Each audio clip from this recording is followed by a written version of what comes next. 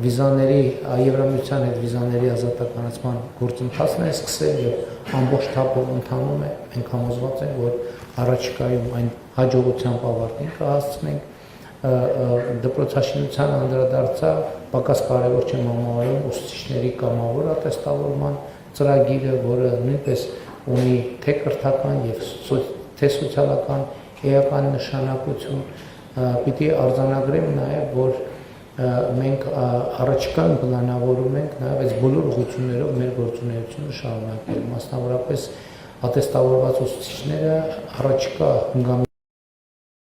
երկրորդ ատեստավորում անցնել եւ եթե առաջին դեպքում նրանց դրույքաչափը 100,000 դրամից կրկնապատկվում է 200,000 դրամ գումարած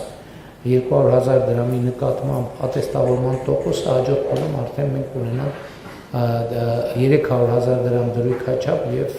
ատեստավորման տոկոսը տարածվող 300,000 դրամի վրա հաջողությամբ շարունակվել է երրորդ եւ յուրաքանչյուր հաջորդ երեխայի ծննդյան դեպքում աջակցության ծրագիրը, որը նույնպես շատ կարեւոր եւ էական սոցիալական ծրագիր է, նաեւ էական եմ համարում մինչեւ 2 տարեկան երեխայի ծննդյան դեպքում մայրական խնամքի նպաստը,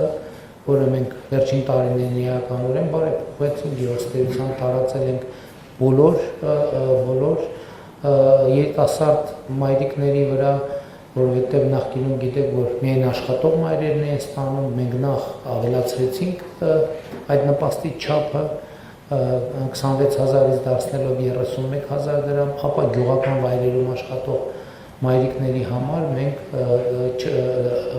նպաստի չափը կրկնապատկեցինք։ Պիտի արձանագրեմ, որ հաջողությամբ ընթանում է նաև սահմանամերձ բնակավայրերում 16 միլիոն դրամով բնակարանի տների շինարարության ծրագիրը, որը մենք այս տարի արդեն որոշակի նոր քվոտաներ ենք սահմանել եւ առաջիկայում իհարկե մեզ սպասվում է այդ ծրագրի որոշակի վերափոխում, որովհետեւ այն կդառնա ոչ միայն զուտ սահմանամերձ բնակավայրերի հետ կապված խնդիրների լուծման, այլև հանրապետության այլ տարածքներում նաև դպրոցների եւ մանկապարտեզների ներդրման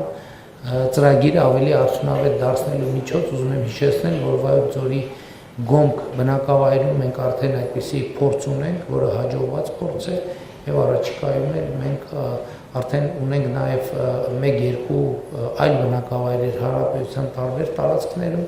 որտեղ մենք այս աշխատանքը իրականացրել ենք